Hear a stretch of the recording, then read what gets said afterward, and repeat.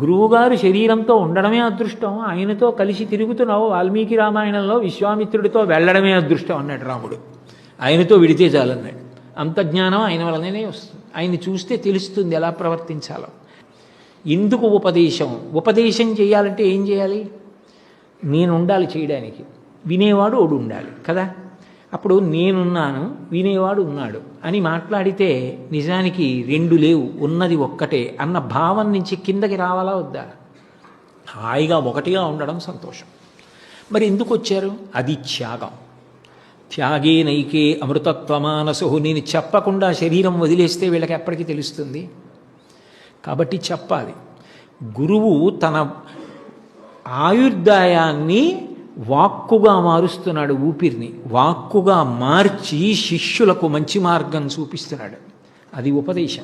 గురువుగారు శరీరంతో ఉండడమే అదృష్టం, ఆయనతో కలిసి తిరుగుతున్నావు వాల్మీకి రామాయణంలో విశ్వామిత్రుడితో వెళ్ళడమే అదృష్టం అన్నాడు రాముడు. ఆయనతో విడితే చాలన్నాడు. అంత జ్ఞానం ఆయన వలననే వస్తుంది. ఆయన్ని చూస్తే తెలుస్తుంది ఎలా ప్రవర్తించాలో. ఎందుకు ఉపదేశం చేయాలంటే ఏం చేయాలి?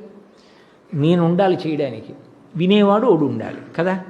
అప్పుడు నేనున్నాను, వినేవాడు ఉన్నాడు అని మాట్లాడితే నిజానికి రెండు లేవు, ఉన్నది ఒక్కటే అన్న భావం నుంచి కిందకి రావాలా వద్దా? హాయిగా ఒకటిగా ఉండడం సంతోషం. మరి ఎందుకు వచ్చారు? అది త్యాగం. త్యాగే నైకే అమృతత్వమానసు. నేను చెప్పకుండా శరీరం వదిలేస్తే వీళ్ళకి ఎప్పటికీ తెలుస్తుంది. కాబట్టి చెప్పాలి.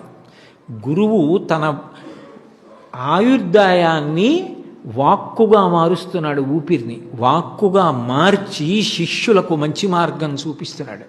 అది ఉపదేశం.